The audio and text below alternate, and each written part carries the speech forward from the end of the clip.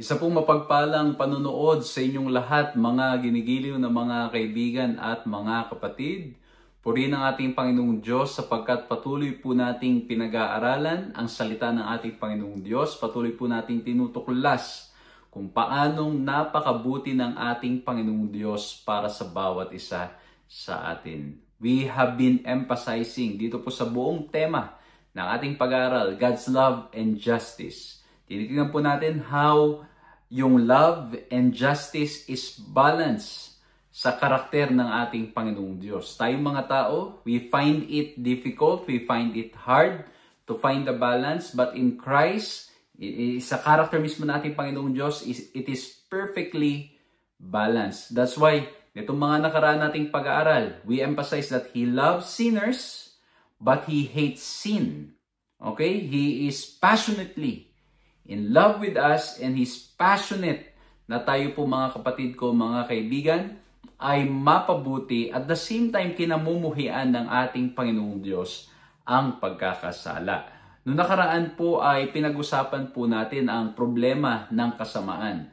Naunawaan po natin at naintindihan po natin kung paanong sa buhay na ito ay meron tayong mga iyak. And we want it to come to an end. We want it to be done because we want the Lord to come very soon. Amen? At napag-aralan din po natin kung paanong tayo'y mananampalataya na, but still we will experience trials and problems in this life because we are living in a sinful world. At ngayon naman, ang pag-uusapan po natin ay napakagandang topic na naman. Ito po ay aming pinamagatang the free will, love, and divine providence. Samahan niyo po ako sa ating gagawing pag-aaral na ito.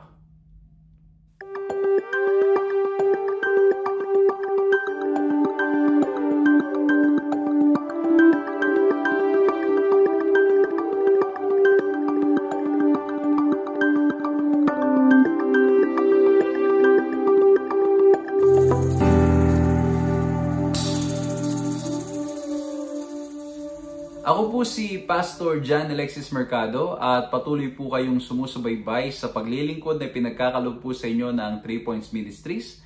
At ito rin naman ay napapanood po ninyo sa Hope Channel. Salamat sa ating Panginoong Diyos sapagkat tuloy-tuloy po nating nagagawa ang mga ganitong klase ng pag-aaral. Salamat sa ating Panginoong Diyos that through technology we can spread the word. Patuloy po nating napaparating ang mabuting balita ng salita ng ating Panginoong Diyos sa iba't ibang lugar, sa iba't ibang mga dako. At purihin ating Panginoong Diyos na sa ating pong mga napupuntahang lugar ay ating pong napapansin at ating nare-realize o aking pong first hand na nawi-witness na nararating po ang maraming tao sa pamagitan po ng ating online ministry. Wala po akong ibang masasabi kundi papuri at pasasalamat sa ating Panginoong Diyos at maraming salamat sa lahat ng mga kaibigan, sa lahat ng mga kapatid na sila po ay nagpe-pray at sila po ay nagpapagamit para po ng sagadon ang ating pong mga pangangailangan sa gawain ng online ministry at ganoon din po sa pananalangin ay ginagawa po nila kung kaya naman nagagawa po nating tuloy-tuloy na makapaglingkod. Binabati ko po yung mga kapatid, mga kaibigan po natin na ating pong nakasalamuha at nakasama nitong mga nakaraan na mga pag-aaral, itong mga nakaraan na mga linggo na tayo po'y naglingkod sa kanila. Binabati po natin yung church po dyan sa Arizona na ating pong napuntahan. And praise the Lord po na meron pong mga sumusubaybay sa ating mga pag-aaral. Binabati ko rin po yung mga kapatiran po natin sa San Diego, California. At purihin ng Panginoong Diyos. At again, na-meet po natin yung mga kaibigan, mga kapatid natin na napaglilingkuran po natin sa biyaya ng ating Panginoong Diyos sa pamagitan ng ating online ministry. It's a great joy that finally ma-meet ko po kayo at makasama po kayo sa isang pag-aaral ng salita ng ating Panginoong Diyos. At nawa po'y patuloy na sama-sama tayong lumago sa ating relasyon sa ating Panginoong Diyos. At ngayon po, kung itong unang pagkakataon na nakakasama namin kayo, as usual, we want to invite you to like, to subscribe, to hit the notification bell, or to follow our page para po nang sa ganun ma-notify kayo sa lahat ng mga pag-aaral na aming ginagawa.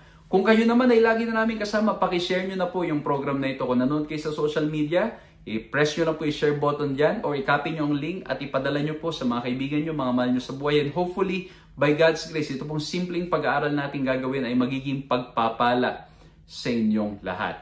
At kung kayo naman mga kaibigan, mga kapatid ay nakikinig sa radyo, ay pwede nyo pong isulat mga matututunan ninyo, i-share nyo na rin, no? Nasa gantong oras ay may pag-aaral tayo. Kung kayo naman nanonood sa television, once again, ikalat nyo, i-share ninyo na meron pong programang ganito sa ganitong oras, sa ganitong panahon, na sama-sama po tayong makapag-aaral ng salita ng ating Panginoong Diyos. So muli po, nais ko lamang po magpasalamat at magpuri sa ating Panginoong Diyos. Once again, for it's all about His grace.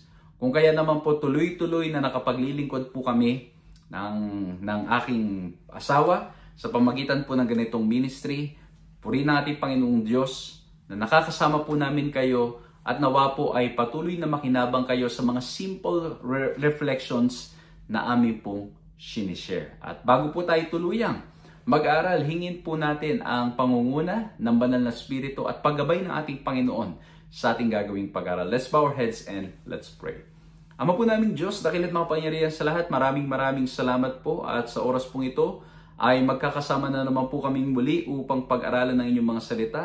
Meron pong mga first time na nakakasama namin, purihin po ang pangalan niyo Panginoon. Meron naman pong mga lagi na namin kasama, salamat po Panginoon. At ang aking pong hinihiling at dalangin ay patuloy pong pagpalain kaming lahat, gabayan niyo po kami, nawa po ang aming mga pag-aaralan ay maging kapakinabangan sa aming mga pananampalataya, lumago kami sa pagkakilala namin sa inyo at mas lalo po namin Panginoon na namnamin at gustuhin na mas lalo pang makilala kayo sa araw-araw na aming buhay.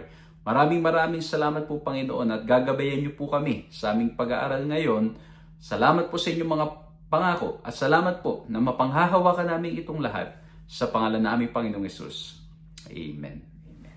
Muli po isang mapagpalang panunood sa inyo mga ginigiliw na mga kaibigan at mga kapatid. At ang ating pong pag-uusapan at pag-aaralan ngayon ay pinamagatang the Free Will, Love, and Divine Providence. At nandito pa rin po kayo sa series na God's Love and Justice. Okay, so ang ganda naman ng topic natin. We've been emphasizing nitong mga nakaraan na tayo ay binigyan ng ating Panginoong Diyos ng pagpili, yung ating free will.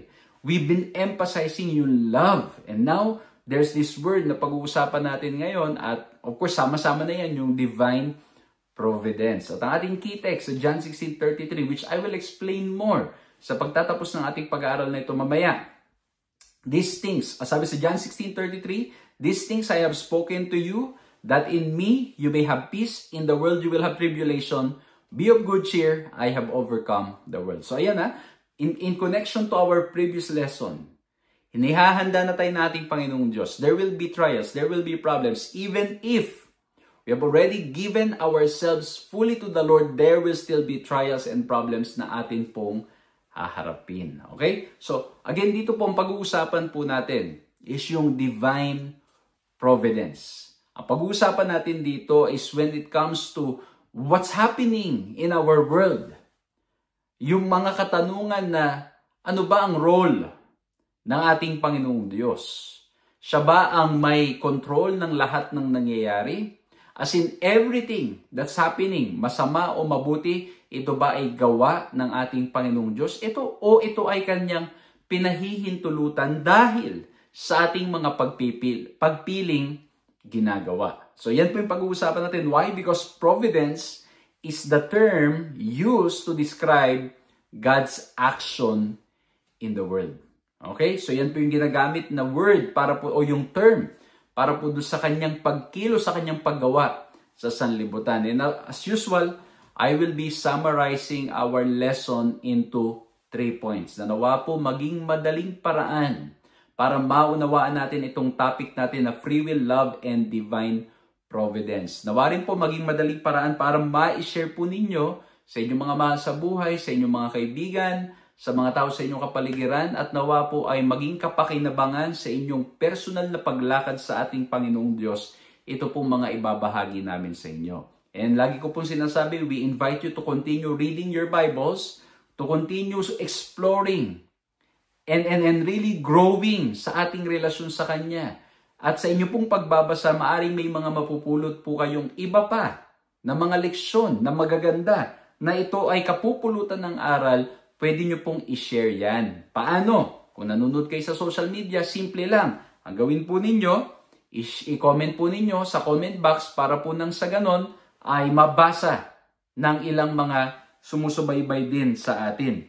Kung kayo naman ay nanonood sa telebisyon, ang pwede nyo gawin, isulat po ninyo at sa pamagitan po ng pagsulat niyan ay pwede nyong ibahagi sa mga kaibigan, sa mga mahal sa buhay, lalo na pag dumating yung panahon na may topic na ito ang pag-uusapan. Kung nakikinig naman kayo sa radyo, ganun din, i-share po ninyo, isulat po ninyo dahil ito po ay magiging pagpapala sa mga taong makakarinig at makakaalam ng lesson na inyo pong napulot mula po dito. And once again, I always say, ang ating pong pag-aaral dito sa lesson po natin is never our substitute sa ating personal time with God. We encourage you to continue spending time with the Lord, to continue reading the Bible because God is speaking through His words.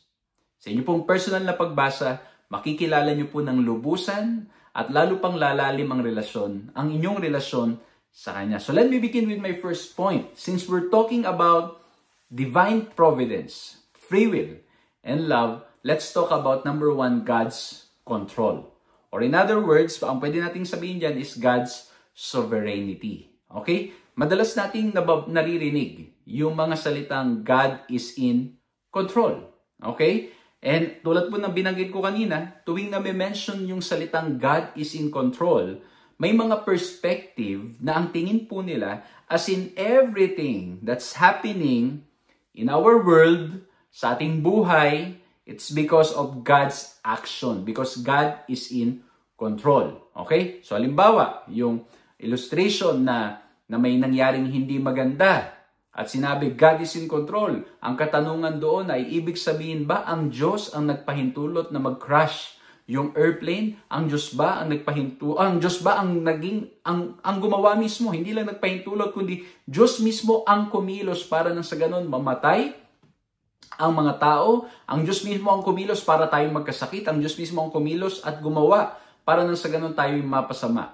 Okay? So yan po yung mga pinag-uusapan when we talk about God is in control. But of course, we cannot deny that God is sovereign. He is our King. He is our leader. But we need to understand itong konteksto ng God is in control.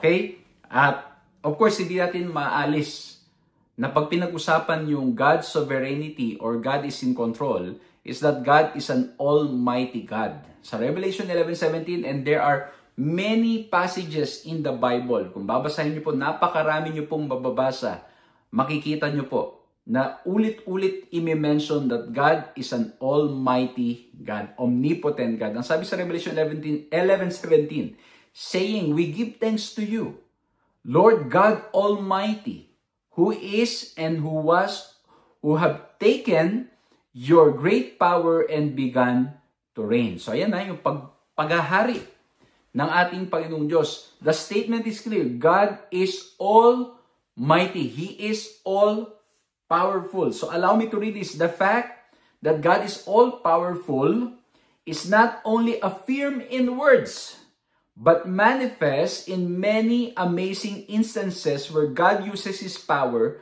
to deliver His people or otherwise miraculously intervenes in the world. Okay, hindi lang yan. Sa umpisa pa lang, sa Genesis pa lang, mababasa nyo na, mapapansin nyo na that God is an all-powerful God because He can create something out of nothing. Walang iba na pwedeng gumawa niyan. We can create something out of something, but God can create something out of nothing. As in wala, and then He says it, and it will happen. At hindi lang yon, sa pamagitan ng Kanyang pagliligtas sa Kanyang bayan at maging sa atin, makikita po natin how powerful He is. He can open the way dun po sa Red Sea. Okay? He can divide the seas. He can make nature or do something in nature because He is an all-powerful God. Even nature obeys Him. Yun ang Diyos na ating pinaglilingkuran. He is almighty. He is our sovereign God. He is in control. Okay? Kaya nga meron pang isang text sa Matthew 19:26 which is being used by many, being quoted by many, and I really love this text na ang sabi diyan, with God, all things are possible. With God, all things are possible. Walang imposible sa ating Panginoong Diyos. Okay? So again, may mga keywords dito na ating binanggit. Yung God is in control, God is sovereign, God is all-powerful, and ito nga po, with God, nothing is impossible. All things are possible with our God. So nagpapakita lamang po ng dakilang kapangyarihan ng ating Panginoong Diyos. Mga kaibigan, mga kapatid, as we continue, or before we continue, should I say, I just want to remind all of you, and including myself, that we are serving an all-powerful God. With Him, nothing is impossible. Baka po meron po ngayon na mga sumusubaybay na may mga pagsubok na pinagdadaanan sa buhay. Baka po meron pong ilan na may mga problema at hindi alam ang gagawin. Baka po merong ilan na sobrang bigat ng kanilang nadarama, sobrang bigat ng kanilang mga pinagdadaanan. At pakiramdam po ninyo ay wala ng pag-asa. Pakiramdam ninyo ay wala ng magagawa. Pakiramdam ninyo ito na ang katapusan. I just want to remind you as we begin this study that you are serving an all-powerful God. That with Him, nothing is impossible. With Him, He can create a way where there seems to be no way. All we need to do is to trust Him. Although I know it's not easy to trust in Him, but by His grace and by His power, when we ask for His guidance, when we ask for His help, when we ask that He takes over, walang imposible sa ating Panginoong Diyos. Amen? Mga kapatid, mga kaibigan, napakasarap na mapaalalahanan. Alam nyo, kaya nga po yung Sabbath day is really a good reminder for us, di ba? Because it's a memorial of God's creation. And when we are reminded that it's a memorial of His creation and it's a memorial of His redemption, it shows how powerful He is. Kaya po, ano man ang problema, ano man ang pagsubok, at gano'n man kasama, yung napag-usapan natin, yung last week na napag-usapan natin, the problem of evil, gano'n man kalala, at ang kasamaan ay nagmumukhang nagahari, ang ating Panginoong Diyos ay mas higit na makapangyarihan. Kaya nga po merong text sa Bible nang sabi, greater is He who is in you than he who is in the world. Mas mahigit na makapangyarihan ang ating Panginoong Diyos na pinupuri at ating sinasamba. Ang tanong, mga kaibigan, mga kapatid, ang tanong, tunay bang nakikilala natin siya? Naniniwala ba tayo that He's an all-powerful God at walang imposible sa Kanya?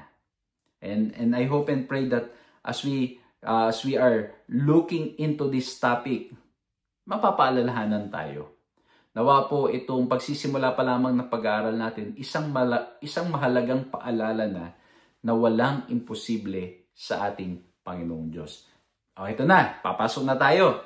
Ibig sabihin ba na walang imposible sa ating Panginoong Diyos? At the end of the day, lahat maliligtas na lang. Di ba? Wala kasi imposible sa ating Panginoong Diyos. Ang tanong ngayon, kung walang imposible sa ating Panginoong Diyos, bakit mayroon pa rin namamatay? Bakit may mga tao pa rin na nanalangin, pero ang ending sila ay nagawan pa rin ng hindi maganda? Pag-uusapan pa natin yan, mas lalo pa.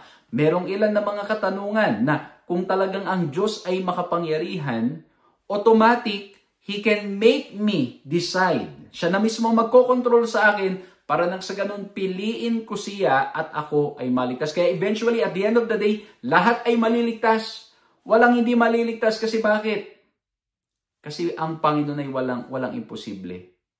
Walang imposible. Kahit hindi ako magtrabaho, walang imposible sa ating Panginoong Diyos, i-bless niya ako. Kasi naniniwala ako sa Kanya.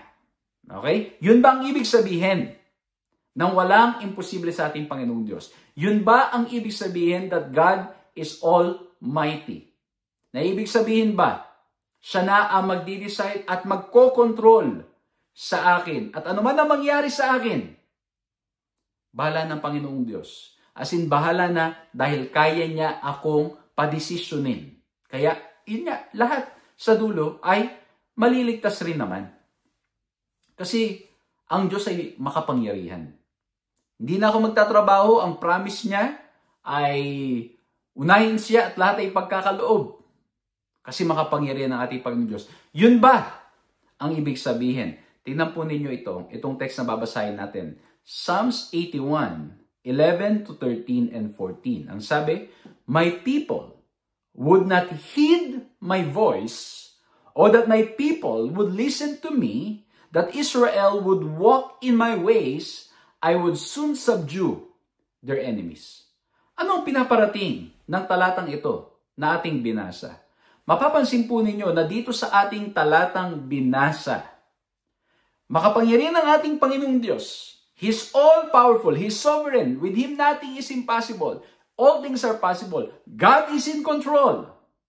Pero hindi ibig sabihin ay kaya niya na tayo ay pilitin o puwersahin o siya na ang magdidesisyon para sa atin. Kasi bakit? Ang sabi dun sa talata, ang mga tao ay hindi o piniling hindi makinig sa ating Panginoong Diyos. Kasi why?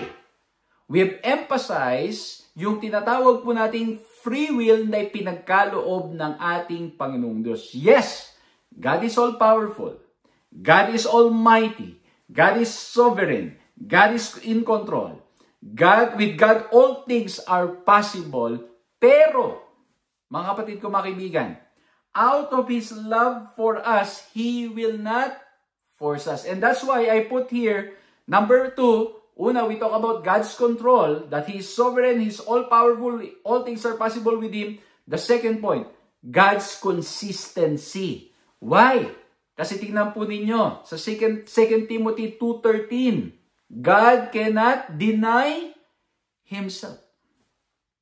God cannot deny Himself because He is a consistent God. Hindi pwedeng yung kanyang mga aksyon, ang mga kilos ay inconsistent sa kanyang karakter. Kaya po ito, ang ganda nito. Basahin natin. God has the power to do anything that does not involve a contradiction. That is anything that is logically possible and consistent with God's nature. Okay? Ulitin natin. God is in control. God is all-powerful. God is almighty. God is sovereign. All things are possible with Him. But He will not do something that will be in contradiction to Himself. That will be in contradiction to His nature. Okay? O para mas mapaliwanag yan, gamitin natin yung story na kung saan o yung part ng buhay ng ating Panginoon Jesucristo na siya ay nahihirapan because of carrying the burden of sin at siya'y nanalangin sa sa Ama. At ang sabi niya sa Matthew 26:39, "O my Father, if it's possible," ayun ha, "O my Father, if it's possible, let this cup pass from me. Nevertheless, not as I will, but as you will." Okay? Not as I will, but as you will. So mapapansin niyo po, ang panalangin ng ating Panginoon Jesucristo sa kanyang hirap na pinagdadaanan is carrying the burden of sin.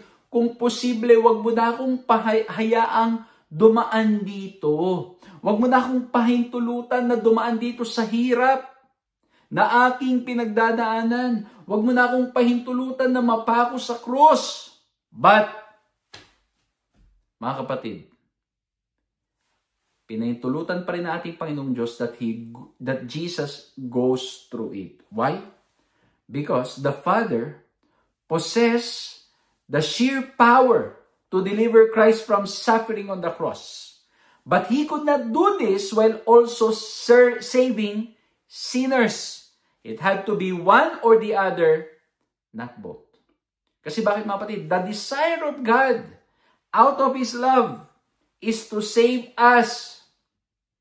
Okay? May kapangyarihan siya para hindi na pahintulutan ng ating Panginoon Jesucristong mapako sa krus. But if God will do it, if the Father will do it, wala mga kapatid, hindi niya maliligtas tayong mga makasalanan. So God will not contradict Himself. He is consistent. Kaya nga po yung lagi natin sinasabi, yung balance ng love and justice. Yung balance ng kanyang pagmamahal at ng hustisya. Yung balance ng kanyang kaawaan at katotohanan. Makikita natin sa ating Panginoong Diyos because He will not contradict Himself. He will not deny Himself. Hindi siya yung tulad ng tao, mga kapatid, mga kaibigan, na merong sinabi, pero pag minsan magiging double standard. Okay? Hindi magiging double standard ng ating Panginoong Diyos. Ito minsan mga kapatid, nangyayari sa atin, no? Sa ating mga tao. And even as I try to reflect with my life And all I can say is, Lord, have mercy on me. Minsan na nangyari, may sasabihin tayo sa iba. Okay? Pero ang mangyayari mga kapatid, mga kaibigan, tayo mismo ay, alam mo yun, yung pag tayo na yung may benefit doon sa ating pinagbabawal, parang ang nangyari, bumabaliktad tayo. Naalala ko nung minsan, nung ako po ay naging member ng isang committee. Meron akong isang naging pastor na talagang, I like what he said. Sabi niya sa akin, Lex, huwag kang kokontra dahil lang hindi ikaw yung nakakaranas ng kanilang nararanasan. Kumbaga parang ang sinasabi niya, madalas daw may mga ilan na kumukontra sa committee, pero kapag siya na yung makakaranas nung pagpapala doon, ang gagawin niya, hindi niya nakukontrahin at kakampin at at mag-in favor na lang siya. So sabi niya sa akin, Lex, wag na wag mong gagawin yan. Kasi yan, ang tawag dyan is double standard. Kaya mo sinasabi kasi hindi ikaw yung makikinabang. Kaya ka kumukontra kasi hindi ka makikinabang. Pero pag makikinabang ka, kakampi ka. Double standard ang sabi niya. Hindi ganun ang ating Panginoon Diyos. Dito sa mundong ito, tayo mga tao, minsan mga kapatid, ganun na nangyari sa atin. Unintentional or intentional, minsan ganun na nangyari. Because we're thinking of ourselves only. Ang iniisip lamang natin ng ating mga sarili, pero ang Diyos kailanman ay hindi ganun. He is consistent. He is consistent with what He says. Kung ano ang kanyang sinabi, yun ay consistent mga kapatid. He will not say something kanina that will contradict later on. And that's why the Bible will not contradict itself. Kaya nga po, lagi kong binibigay ng tips sa pag-aaral ng banal na kasulatan. If there seems to be a contradiction with the Word of God, it could be that it's only our interpretation of the statements of God or of the Word of God ang mali, hindi yung sinabi ng ating Panginoon Diyos. Yung ating pagkaunawa. And that's why pag merong parang dalawang talata, dalawang text na parang magkaiba ang ibig sabihin, we need to go back and study more. Because the Bible, and most especially God Himself, God will not contradict Himself. Hindi siya magsasabi ngayon at pagkatapos bukas, iba na. Tayo mga kapatid bilang mga tao, of course, we do not deny na tayo ay binabagong patuloy pa ng ating Panginoong Diyos. Sometimes may mga sasabihin tayo ngayon na pagsisisihan natin at later on, maganda ang kalalabasan. Pero ang Diyos, He will not deny Himself. O, ito, baka tatanungin ninyo, Eka Pastor, bakit may mga text sa Bible na nagrepent ang Diyos, nagsisisiya? Tandaan niyo po, na-discuss na po natin yan. Kung gusto niyo po, balikan niyo sa mga previous lesson po natin. In-emphasize natin na yung repentance ng Diyos ay hindi katulad ng ating repentance. Magkaiba. Okay? Because God is a consistent God. Consistent siya sa kanyang character and He loves us all. Amen? Okay? So kung dito man sa mundong ito, nakaranas tayo ng inconsistencies at minsan mga kapatid, ang inyong lingkod, as I try to reflect, minsan nagigirin tayo inconsistent, I ask for forgiveness. Pero mga kapatid, ang maaasahan natin, ang Diyos ay consistent. He will not deny Himself. Kaya nga po, pwede niyang iligtas si Jesus Christ when Jesus prayed like that. Hindi niya napahintulutang magpunta sa krus o iligtas niya sa krus. Pero bakit hindi ginawa na ating Panginoon Diyos? Pinahintulutan niya pa rin si Jesus Christ to go through it. Why? Because He's consistent. He wants to save His people. That's the main intention of God. He loves them. He loves us all. And so, He allowed Jesus Christ to go all throughout the process, even dying on the cross. Kaya nga po dito pumapasok yung free will at pagmamahal natin sa ating Panginoong Diyos. Tingnan niyo po ang sabi sa Matthew 22:37. Look at this command. And He said to him, you shall love the Lord your God with all your heart, with all your soul, and with all your mind. Okay? Yan sa Matthew 22:37. It's the greatest commandment. Mahalin natin ang ating Panginoong Diyos. Pero ito, God cannot force anyone to love Him. For the moment it's force, it's no longer love.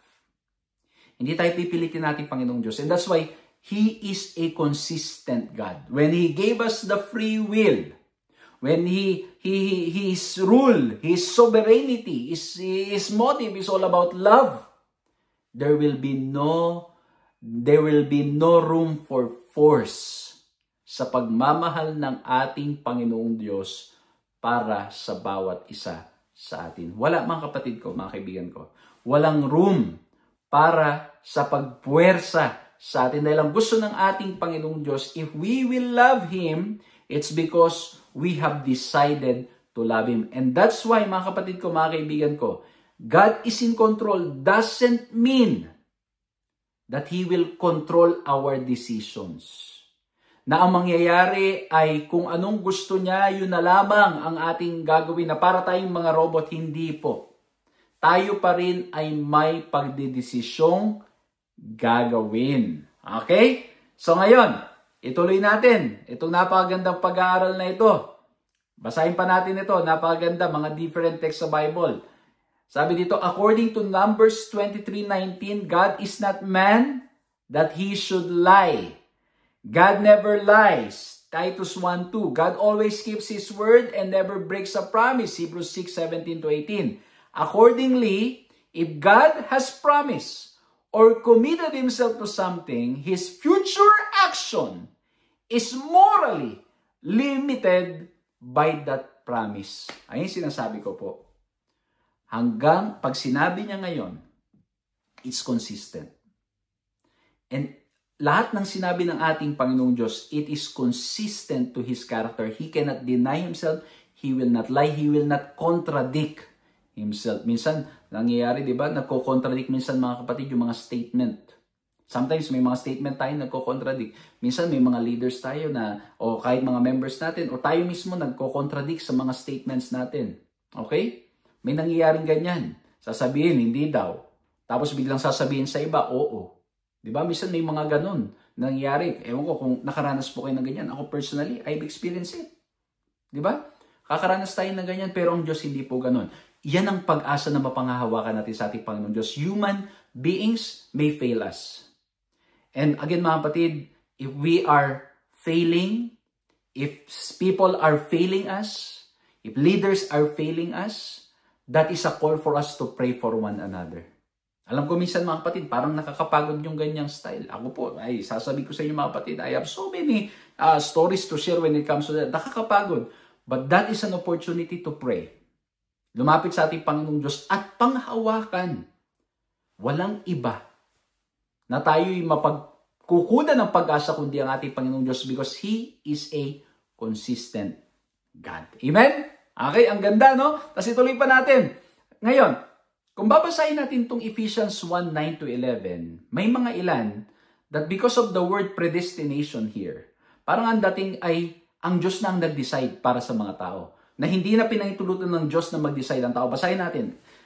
Sabi sa Ephesians 1:11, in Him we have obtained an inheritance, having been predestined according to the purpose of Him who works all things according to the counsel of His will. Ayan, pag yan lang ang babasahin natin, o yan o, ang sabi ng talata, ang Diyos na ang nag-decide, predestined na tayo. Kaya at the end of the day, alam na ng Diyos sino ang mga maliligtas, o hindi pala.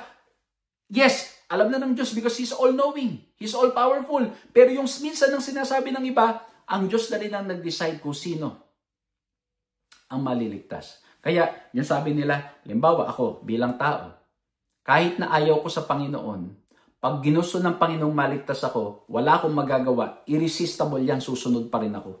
Maliligtas ako. Ngayon, that will contradict. Kasi nabasa po natin, itong mga kanina lamang na pag-aaral natin, mga talatang binasa natin, meron tayong pagpili. God will not contradict Himself. May pagpili tayo kung susunod tayo or hindi. May pagpili tayo kung gagawin natin gusto ng ating Panginoong Diyos o hindi. Magpapasakop tayo sa Kanya o hindi. Ngayon, anong ibig sabihin nito? Itong predestination dito at saka yung according to the counsel of His will. Ngayon, ito mga kapatid, mga kaibigan. When it comes to decision, ang isa, pwede siya mag-decide beforehand unilaterally. Okay? Unilaterally. Kumbaga, hindi na kinoconsider yung iba Di-decide lang. Ito na. Pero meron din naman yung pagdidesisyon na bago mag-decide, ay kinukonsider muna beforehand yung mga decisions ng others.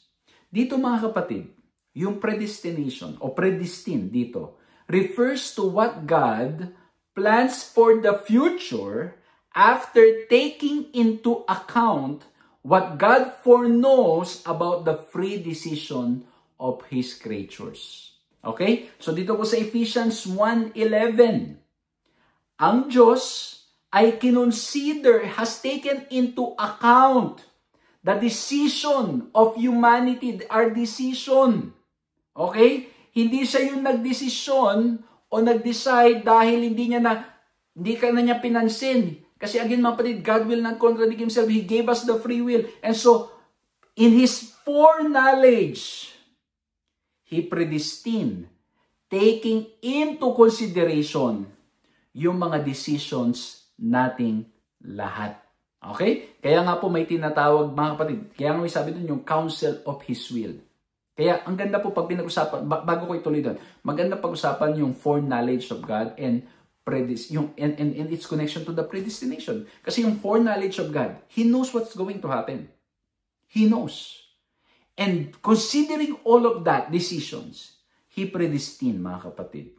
Okay? According to the purpose. Kaya po ulitin ko po, ito ay yung predestination dito. Predestined is God's plan for the future, but He considered based on His foreknowledge kung ano yung mga magiging desisyon at mga desisyon natin. Okay? Kaya nga po, sabi ng mga iba, bakit may nakalagay doon yung counsel of His will? Kasi po, meron po tinatawag na ideal will and remedial will. Teka, Pastor, ano yan? Yung ideal will is what God actually prefers to occur and which would occur if everyone always did exactly what God desires.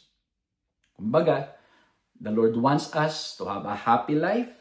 Nung create niya ang sanlibutan, if Adam and Eve stayed into that, hindi sana pumasok ang kasalanan.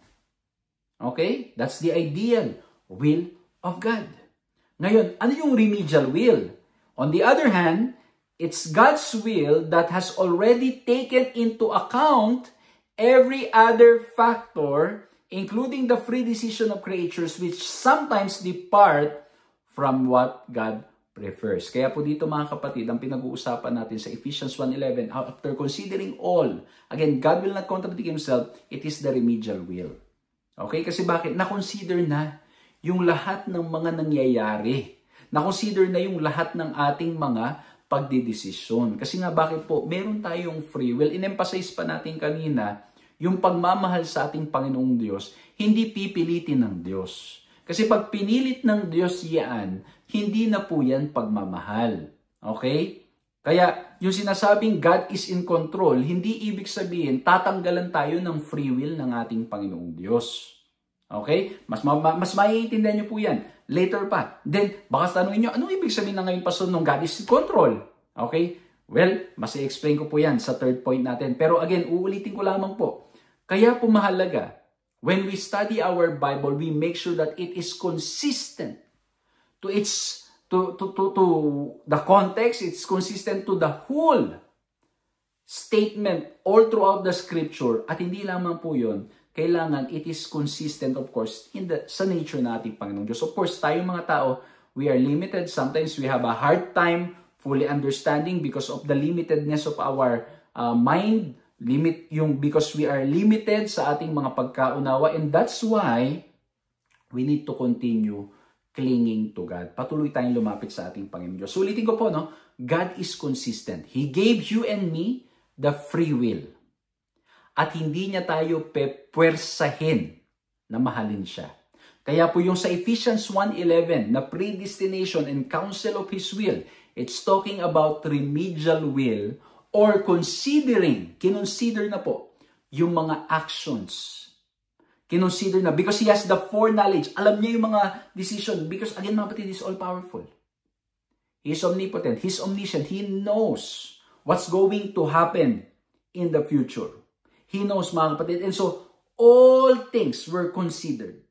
All things ay nabigyan ng consideration. Okay? Nalaman na beforehand kung ano yung gagawin, considering all of that. Pero kailanman hindi tayo pepwersahin ng ating Panginoong Diyos na piliin siya. Nasa atin pa rin po ang pagdidesisyon. Kung magpapasakop ba tayo sa Kanya, susunod ba tayo sa Kanya, o gagawin natin ang kalooban niya. Kaya nga po, patuloy nagre-reach out ang Panginoong Diyos sa atin. And hopefully, by God's grace, we will respond. Kaya nga po, di ba, ang sabi, kahit tingnan nyo pa lang, John 3:16, "For God so loved the world, that He gave His only begotten Son, that whoever believes in Him, should not perish but have everlasting life." Bakit pa sasabihin whoever believes? Kung kaya naman pala, kung pipilitin naman pala ng Diyos na lahat ay mag-believe na lang. Kasi yung whoever believes, it means that there is a decision na dapat nating gawin. Okay? So ang Diyos, dahil siya all-powerful, He sees the future because He has this, yung foreknowledge of things. Alam niya ang mga mangyayari, mga kapatid. And so, taking into consideration all of that. Okay? He considered all of that. And then, ito po, yung mga binasa natin at pinag-aralan natin. Kaya nga po, mga kapatid, mapapansin po natin dito na ang nais ng ating Panginoong Diyos, tayong mga ligtas. Pero nasa atin pa rin ang pagdidesisyon. Hindi tayo pipilitin ng Diyos because God is love. Now, let's go to the last point. Number 1, we talk about God's control. Number 2, God's consistency. Number 3, let's look at God's commitment. Okay? Ano yung commitment na yon? At na-mention ko na rin po kanina, pero bibigyan ko pa rin papansin. God has committed Himself to respecting creaturely freedom of the kind necessary for love. Dahil God is love, He will not force us. Dahil God is love, He is committed to respecting our free will. Tayo pa rin na magdi-decide, mga kaibigan, mga kapatid. Hindi po tayo pipilitin ng Diyos. He will continue calling us and reaching out to us. But it's up to us if we will surrender or not. Ito. Some things in this world are caused by God. But other occurrences are the result of the free decisions of creatures. As are all evils, many things happen that God does not want to happen. Okay? Yung anina, sa ideal will. Kaya lang, may mga decision tayo, kaya ang ending po, mga kapatid, ay may mga nangyayari na hindi nais ng ating Panginoong Diyos. May mga nangyayari na hindi nais ng ating Panginoong Diyos sanang mangyari. Halimbawa, yung, let's say, yung ginamit na ilustrasyon sa ating leksyon, yung pagbe-bake, okay? Nailagay na. Yung lahat ng mga ingredients, inilagay na dyan. Okay? Nilagay na yung ingredients. At nandyan na rin yung instruction, lulutuin. Ngayon, dahil may free will tayo, nasa atin kung pipiliin natin na gamitin yung instruction doon or gusto nating maggawa ng ating mga sariling pamamaraan. At anong mangyayari pag gumawa tayo ng sarili nating pamamaraan? Minsan nasusunog, minsan nasosobrahan ng tamis, minsan nasosobrahan ng alat. Merong mga hindi magandang kinalalabasan. Ganun po minsan na nangyayari. Kaya nga po, di ba, kahit sa mga instructions, sa pag may binibuild, na something, if you're not carefully following the instruction, it's possible you will be able to build it. Mabubuo mo siya. Pero may mga ilang issues that you will encounter na hindi siya gagana ng sobrang ayos na nakadesign. Kasi bakit? Hindi natin sinunod dahil meron tayong pagpili na ginagawa. Kaya po, ang ideal will ng ating Panginoong Diyos, lahat ay mapabuti. Lahat sana, honestly, to be honest, yung evil is never the plan of God. Yung kasamaan, yung lahat ng ating nararanasan, yung kalungkutan, yung pasakit, yung kamatayan, yung pagdadalamhati, kahirapan, hindi kalooban ng ating Panginoong Diyos ang lahat ng mga yan. Yan ay dahil sa kasalanan. Yan ay dahil sa pagpili natin na gumawa ng mali kesa na gawin ang kalooban at kagustuhan ng ating Panginoong Diyos. And that's the reason why may mga hinaharap, may mga nararanasan tayong hindi maganda sa buhay na ito. Sometimes may naririnig ako, ang sabi nila, kalooban ng Panginoong Diyos na ako ay maghirap. Kalooban ng ating Panginoong Diyos na ako ay mamatay. Yung aking asawa, yung aking anak. Mga kapatid, it is never the will of God na mapasama tayo. Kasi ang gusto lang ng ating Panginoong Diyos, mapabuti tayo.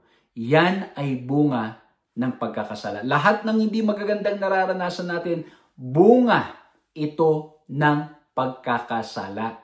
Okay? Kaya po mga kapatid, sa ating key text, kahit pinili mo nang magtapat at maglingkod sa ating Panginoong Diyos, narito pa rin tayo sa mundong makasalanan, and that's why we will still experience pain, problems, and even death sa buhay nito. Tingnan nyo, sabi sa John 16:33, I have said these things to you, that in me you may have peace. In the world you will have tribulation, but take heart, I have overcome the world. Ang sabi natin, Panginoon Diyos, sa akin meron kayong kapayapaan. If you and I, kung tayo ay magdidesisyong tanggapin siya, kung tayo magdidesisyong ipasakop ang ating sarili sa Kanya, the Lord is committed na tayo ay magkaroon ng kapayapaan, na tayo ay magkaroon ng kasaganahan at maging masaya sa buhay na ito. Pero, bagamat ang Diyos ay handang ibigay sa atin ang kapayapaan ito because we are already, this world has been affected by sin, in this world you will have tribulation. Magkakaroon pa rin ng mga problema at pagsubok sa buhay nito. Pero mapanghahawakan natin that God is committed to giving us, to loving us. God is committed to giving us peace. God is committed to all of us. At ang sabi niya, I have overcome the world. Panalo na. Panalo na ako. Wala ka nang dapat ipangamba. Ang tanong mga kapatid, pipiliin ba nating piliin siya? Kaya po, may maririnig kayong mga preachers, sometimes magsasabi, pag tumanggap ka sa Panginoon, wala ka na magiging problema. Pag tumanggap ka sa Panginoon, wala na. Okay ka na lahat. Hindi mga kapatid. Mismo ang Panginoon na nagsabi, magkakaroon pa rin ng pagsubok, magkakaroon pa rin ng problema. Kasi bakit? We live in a sinful world. Nandiyan pa rin ang epekto ng pagkakasala. At may mga bagay na nangyayari sa ating buhay out of the result of our own sin. Okay? Na tayo mismo nagkasala and yung consequences ay hinaharap natin. Yung mga consequences ay nararanasan natin dahil sa ating mga maling desisyon. O minsan naman, dahil sa ating mga pagdidesisyon, may mga consequences na tayong hinaharap. Lalo na pag pipili ka, A or B. Pag pinunta mo si A, may consequences, di ba? Pag pinunta mo si B, may mga consequences. Kasi bakit? We live in this sinful world. At kung tayo naman talagang nagtatapat sa Panginoon, pinili natin ang ating Panginoon, we cannot deny the fact that sin is still here. Si Satan is still here. And that's why, makakaranas pa rin tayo ng mga pasakit at mga problema sa buhay na ito. Now, after mentioning that, saan pumapasok ngayon yung God is in control? Ito ang gusto kong part. Saan pumapasok yung divine providence ng ating Panginoong Diyos? Teka, pastor, magkakaroon pa pala ako ng problema. So, ibig sabihin, may ginawa ako. Halimbawa, ako ay naggawa ng mga maling gawain noon, kumain ng mga hindi maayos, hindi ko sinunod yung kalooban ng ating Panginoong Diyos, tapos tumanggap ako sa Panginoon, ibig sabihin, magkakasakit pa rin pala ako. Posible pa rin pala ako magka-problem sa liver ko, posible pa rin pala ako magka-cancer, posible pa rin pala magganito. Posible po. Kasi tayo nagkasala, may nagawa na pagkakamali. At hindi lamang yun yung kasalanan mismo na naapektuhan tayo. Now, where do we hold on? O how do we explain yung God's providence and divine providence and God is in control? Na kung pagtanggap ko pala sa Panginoon, mararanasan ko pa rin yung mga consequences. Hindi pala ito mawawala. Ito mga kapatid, pakinggan nyo pong mabuti. The fact that we encounter suffering and trials, does that mean that this is what God ideally wants for us? We must always keep in mind the big picture.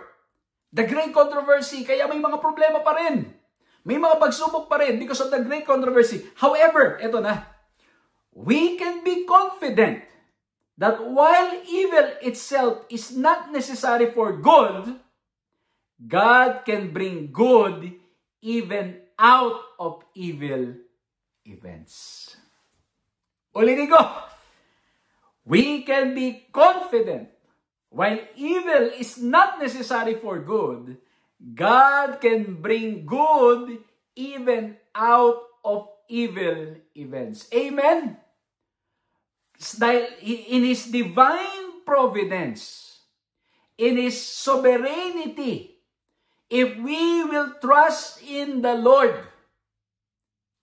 yung mga hindi magandang nangyayari, epekto ng kasalanan, kasamaan sa mundong ito, magagawa pa rin ng ating Panginoong Diyos na may lumabas na mabuti out of all these evil things that's happening around us. Even if we are facing the consequences of our past sin, mayroong mabuting mailalabas ang ating Panginoong Diyos. Parang yung nangyari kay Joseph, mga kapatid. Ano nangyari kay Joseph? Itinakwil ng mga kapatid. Ibinenta sa slave. Napagbintangan. At marami pang iba nakulong. At marami pang iba nangyari sa kanya. Pero nung nakaharap niya ni mga kapatid, yung mismong mga kapatid niya na nagbenta sa kanya at talagang ginawan siya ng hindi maganda, ano ang sabi ni Joseph? You meant evil, but the Lord used it for good. Hindi maganda yung inyong panukala, pero ang Diyos sa kanyang kabutihan, dahil again, mga kapatid, naapektuhan si Joseph ng pagkakasala ng kanyang mga kapatid, ng inggit ng kanyang mga kapatid, naapektuhan si Joseph. But Joseph believed in God. At dahil sa kanyang pagtitiwala sa ating Panginoong Diyos, kahit na masama ang plinano sa kanya, naapektuhan siya ng pagkakasala. Ang ending, mga kapatid, because God in His divine providence can bring good even out of evil events. Kaya yan po ang mapanghahawakan natin dito sa ating pinag-uusapan ngayon. Muli po, all 3 points natin. God's control. We learn that He is sovereign, He's all-powerful. All things are possible with Him. And at the same time, God is consistent. He will not deny Himself. He will not lie. He is consistent. What He said before, even now, is consistent to His character. He will not deny Himself. And then we learn that God is committed.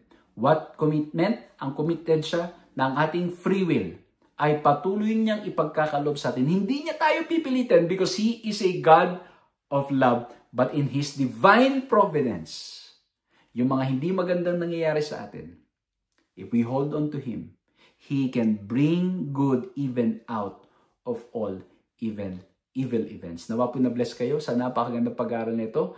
Nawa po patuloy na maranasan natin ang biyaya at pagmamahal ng ating Panginoong Diyos ngayon at magpakailanman. Tayo po'y sama-samang yubo ko sa panalangin. Maraming salamat, mahal na Diyos, sa aming pong napag-aralan ngayon. Nawa po patuloy kaming manghawak lamang sa inyo. Salamat, Panginoon, that you are truly a God of love. You are all-powerful, and yet you will not force us to love you. You will not force us to decide to accept you. Lord, thank you. And at the same time, Lord, we ask for the power of the Holy Spirit sa aming mga buhay dahil kami po'y mahihina. Madalas, Panginoon, ang napipili namin ay ang hindi tama. Madalas ang napipili namin ay mali. Tulungan niyo po kami, Panginoon, na kayo ang piliin sa araw-araw. At maraming salamat rin po, Panginoon, na dito man sa mundong ito may mga pagsubok at may mga problema. Ngunit pinipili po namin magtiwala sa inyo dahil kaya po ninyo na may ilabas na mabuti sa lahat ng mga hindi magandang nangyayari sa buhay na ito. Tulungan niyo po kami, Panginoon, manghawak lamang sa inyo at magtiwala sa inyo. At tulungan niyo po kami na lagi lamang po kayong kilalanin at isukong aming buhay sa inyo. Maraming salamat po, Panginoong Diyos, sa inyong kabutihan at pagmamahal sa amin sa pangalan ng aming Panginoong Hesus. Maraming salamat po sa inyong ginawang pagsama sa ating pag-aaral nito. Nawa po'y nakinabang kayo, nawa po'y na-bless kayo, nawa po'y patuloy nating maranasan ang kanyang biyaya at pagmamahal sa araw-araw. Piliin natin siya every step of the way. Muli po, purihin ang Panginoon Diyos at maraming salamat sa lahat po na nagpipray at nagsusuporta sa ating ministry ito at nawa po ay patuloy pa kayong i-bless ng ating Panginoon upang lang sa ganun ay patuloy pong mas malawak ang magawa nating mga paglilingkod. At iniimbitahan ko po kayong patuloy i-share ang programang ito para mas marami pang mabless. Muli po maraming salamat at magkita-kita po tayong muli sa susunod na pag-aaral. God bless you.